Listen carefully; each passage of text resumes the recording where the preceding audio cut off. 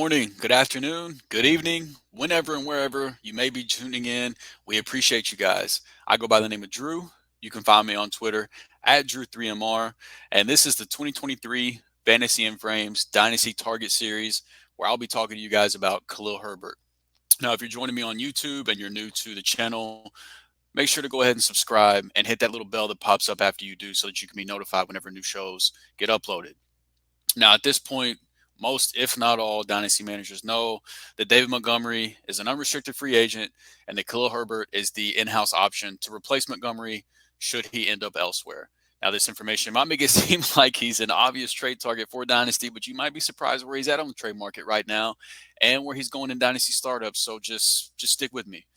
Now, first, let's go ahead and get the red flags out of the way on why his ADP is probably lower than where I think it should be. The Bears, they have the most cap space in the NFL right now. So that leaves open the option for them to throw the bag at Josh Jacobs or Saquon Barkley and completely obliterate Khalil Herbert's dynasty value. My hope is that the Bears front office has seen what they have in Khalil Herbert and that at such a cheap price tag, thanks to him not being drafted until the sixth round, can use that money to fill the other holes that they have on the roster, which are plentiful. Now, the Bears also have 3 top 100 picks, one of those being number 1 overall, which it sounds like they could be trading out of and possibly adding more later top 100 picks to that.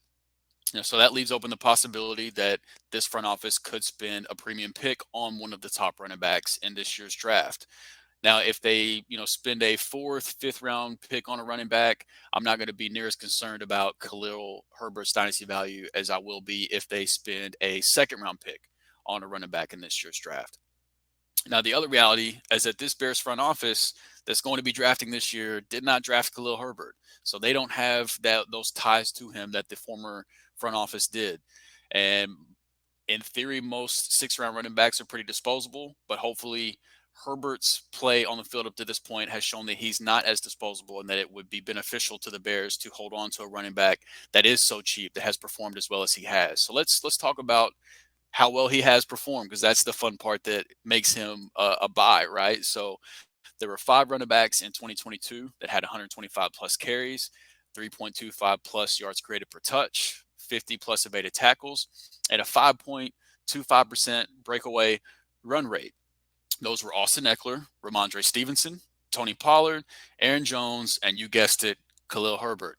Now, Herbert was also 3rd in DVOA according to Football Outsiders, which is a way to measure a running back's value per play compared to the league average running back in those same situations. So that tells us that Khalil Herbert is an above average running back according to this metric. Now, obviously, if he does take on a larger workload, you would expect the efficiency to drop some. But with his talent, I don't think that it will bottom out by any means. Now, Herbert also led all running backs in yards per attempt and was 5th in yards after contact per attempt in running backs that played 300 plus snaps. So what does that tell us? That tells us that if the Bears, like everybody and their mama knows they should, upgrade the offensive line this offseason, Herbert's yards before contact numbers should jump and help improve his overall numbers that he was already producing on his own. Now, looking at his value, Khalil Herbert's currently the running back 30 based on January DLF Dynasty Startup ADP. And with me projecting him as the 1A in an eventual committee for the Bears, I have him at running back 23 in my Dynasty Startup rankings. Now, Herbert was running back 22 just a few months ago in November, according to these same Dynasty Startup rankings.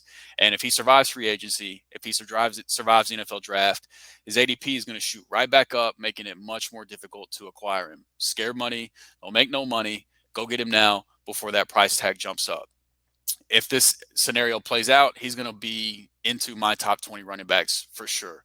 Now, if your dynasty league is already past the startup draft, recent trades show us that Herbert can still be acquired in a lot of leagues.